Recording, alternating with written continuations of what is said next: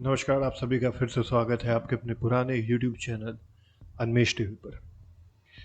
क्या हो भारत में अगर भारत के विदेश मंत्री एस जयशंकर रातों रात गायब हो जाए या आर्मी के जो जनरल हैं वो गायब हो जाए।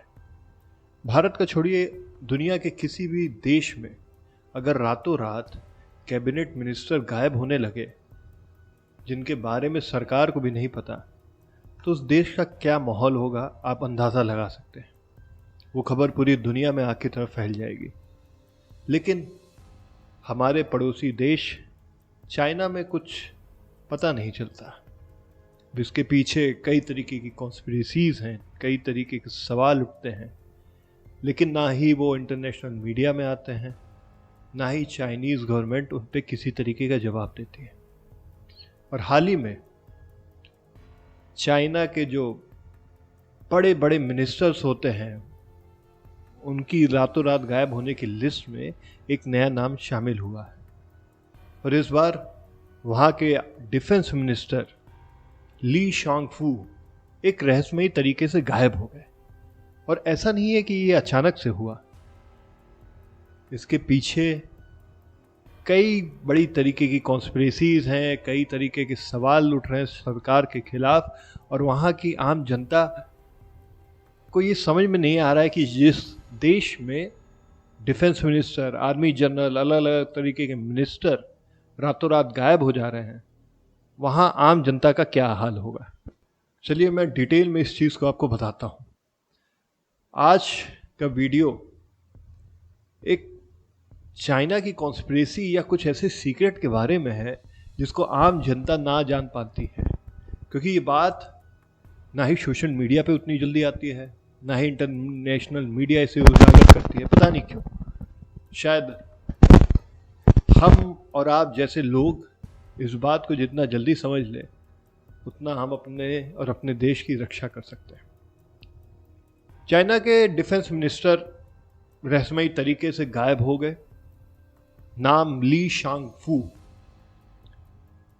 मार्च के महीने यानी मार्च 2023 में ही उनको इस पद पे बैठाया गया था। उसके बाद वो बड़ी बड़ी मीटिंग करते हैं, पुतिन से मीटिंग करते हैं, अफ्रीका से मीटिंग करते हैं, वियतनाम से मीटिंग करते हैं, सिंगापुर से मीटिंग करते हैं। और चाइना में कुछ तो ऐसा चल रहा है जिसके बारे में अभी पूरी दुनिया को नहीं पता। और चाइना इसीलिए अपने सीक्रेट को छुपा के रखने के लिए जानी जाती है। चाइना अकेला ऐसा देश है जिसमें आर्मी लॉयल है एक पार्टी के, CCPI, जिसके अध्यक्ष वहाँ के हाली प्रेसिडेंट शी जिनपिंग हैं। किसी भी देश में, दुनिया के किसी भी देश को उठा लीजिए, वहाँ की आर्मी सरकार के प्रति वफादार होती है, लेकिन अगर सरकार गलत काम करती है तो आर्मी उसका विरोध कर सकती है। लेकिन चाइना में ऐसा नहीं है। चाइना की आर्मी वही करती है जो उसकी सरकार चाहती है, और इसलिए चाइना कई तरीकों से पूरी दुनिया के लिए खतरा है। 29 अक्टूबर को आखिरी बार Li Shangfu defence minister Africa security meeting का हिस्सा बनते हैं। वहाँ बड़े बड़े अफ्रीकन डेलीगेट्स और मिनिस्टर से उनकी बात होती है। बात कुछ रहस्यमयी होती है, बंद कमरे में कैसी क्या बात हुई कि उसके बाद अचानक से ली शांगफू की तबीयत बिगड़ जाती है। अब तबीयत बिगड़ने का ये तात्पर्य है कि चाइना में जब भी कोई बड़ा व्यक्ति रहस्यमय तरीके से कुछ दिनों के लिए गायब हो जाता है तो एक ही बात मीडिया में आती है कि उनकी तबीयत खराब है और वो शायद आराम कर रहे हैं। आपको याद होगा अलीबाबा, जो एक बहुत बड़ी कंपनी है, उसके संस्थापक जैक मा कुछ महीनों पहले गायब हो गए थे। दुनिया में यही बात हुई कि चाइनीज़ गवर्नमेंट ने शायद उनको मरवा दिया है, लेकिन 6-7 महीने के बाद वो वापस आते हैं। शरीर ढल चुका था और चेहरे पे भी कुछ खौफ की लकीरें थी। तो ये तो बात थी जैक मा की। Li Shangfu Africa security meeting के बाद नेक्स्ट मीटिंग की तैयारी कर रहे होते हैं। सिंगापुर डिफेंस मिनिस्टर से मिलना था, वियतनामीज डेलीगेशन से उनकी मुलाकात होनी थी, जो कि सफल नहीं हो पाई। और जब उस समय उनसे पूछा गया तो उनके जो प्रवक्ता थे, उनकी मिनिस्ट्री के जो लोग थे, उन्होंने ये बताया कि उनकी तबीयत खराब है। लेकिन धीरे धीरे वो पब्लिक में आना बंद कर दिए। और अचानक से 1-2 दिन के ही अंदर जब ये बात मीडिया में आई तो मीडिया वालों ने चाइनीज़ गवर्नमेंट से इसके ऊपर सफाई मांगी। तो चाइनीज़ गवर्नमेंट हमेशा की तरह अपना पल्ला झाड़ते हुए ये बोलते हुए नज़र आई कि हमें उनकी कंडीशन के बारे में नहीं पता है और अभी वो कहाँ है हम नहीं बता सकते। इसके पहले चाइना के पूर्व फॉरेन मिनिस्टर, आप सोचिए फॉरेन मिनिस्टर क्विंग कांग भी इसी तरीके से गायब हुए थे। और जब मीडिया में ये बात आई तो चाइनीज़ गवर्नमेंट की तरफ से हमेशा की तरह वही जवाब कि उनकी तबीयत खराब है और हम नहीं जानते कि इस समय वो कहाँ है।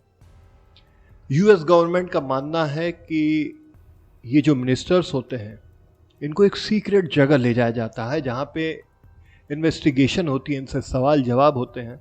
उसके बाद अगर ये दोषी पाए जाते हैं तो अंधेरे में कहीं गुम हो जाते हैं और अगर इनसे वहाँ की गवर्नमेंट अभी भी कुछ फ़ायदा उठा सकती है तो बाद में पब्लिक के सामने आने लगते हैं।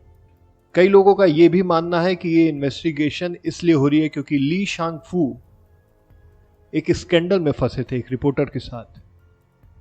कई लोगों का यह भी मानना है कि चाइना का एक सीक्रेट न्यूक्लियर मिशन है भारत और बाकी देशों को डराने के लिए। उसके कुछ ऐसे डॉक्यूमेंट्स इनके हाथ लग गए जिनके कारण इनकी जान को खतरा था और कुछ ऐसे राज जो ये अपने दुश्मन देशों को ना बता सके, इसके लिए उनको डिटेन किया गया है। इसी तरीके कुछ महीने पहले वहाँ के आर्मी जनरल ली यू चाओ भी गायब हो गए थे और गवर्नमेंट ने यही बताया था कि उनकी तबीयत खराब है। अचानक से ये बड़े बड़े मिनिस्टर लोग, बड़े बड़े डेलीगेट्स, ब्यूरोक्रेट कैसे गायब हो जाते हैं एक देश में और इसके बारे में पता नहीं चलता। हाल ही में चाइना ने एक गाना लॉन्च किया है जिसमें इंडिया को ब्लैक डेस्परेट पीपल बोला है। रेसिज्म की परिकाष्ठा है, प्रोपोगंडा सॉन्ग है वो। तो आज का वीडियो बेसिकली इसीलिए था कि क्राइम हमारे अगल बगल भी हो सकता है, सीमा के अंदर भी होता है, सीमा के बाहर भी होता है। तो आम व्यक्ति को पता होना चाहिए। तो आज का वीडियो मैं आपके लिए इसलिए लेके आया था ताकि आपको थोड़ा जियो पॉलिटिक्स के बारे में भी पता चल सके। मैंने एक ये नया जॉनर शुरू किया, इसमें जियो पॉलिटिक्स भी थोड़ा बीच में लाता रहूँगा क्योंकि इसमें हम लोग को दिलचस्पी लेनी चाहिए। क्योंकि भारत एक ऐसा देश है जो वसुदेव कुटुंब को मानता है, सारे देशों को एक मानता है, पूरे विश्व के लोगों को एक परिवार की तरह मानता है। लेकिन बाकी देश शायद भारत को उस नज़रिए से नहीं देखते, इसलिए हमको इन सारी चीज़ों के बारे में भी पता होना चाहिए। अब इसमें कितनी सच्चाई है ये तो आप और मैं तभी जान पाएंगे जब सारे सच, सारे तथ्य और साक्ष्य हमारे सामने आएंगे। तो आज इन्वेस्टिगेशन एक क्राइम या एक मिस्टीरियस केस था जो कि एक दुनिया के महाशक्तिशाली देश के बारे में था। तो ये वीडियो आपको कैसा लगा कमेंट बॉक्स में लिख कर बताइएगा। अपना किसी भी तरीके का फीडबैक, अच्छा हो या बुरा हो, मुझे ज़रूर लिखिए ताकि मैं उसको पढ़ सकूं और उसके बेसिस पे अपने आप को, अपने वीडियोस की क्वालिटी इंप्रूव कर सकूं और आपके लिए एक बेहतर वीडियो ला सकूं। अगर आप चैनल पर नए हैं तो चैनल को सब्सक्राइब कर लीजिए, वीडियो को लाइक करके अपने दोस्तों के साथ शेयर कर दीजिए।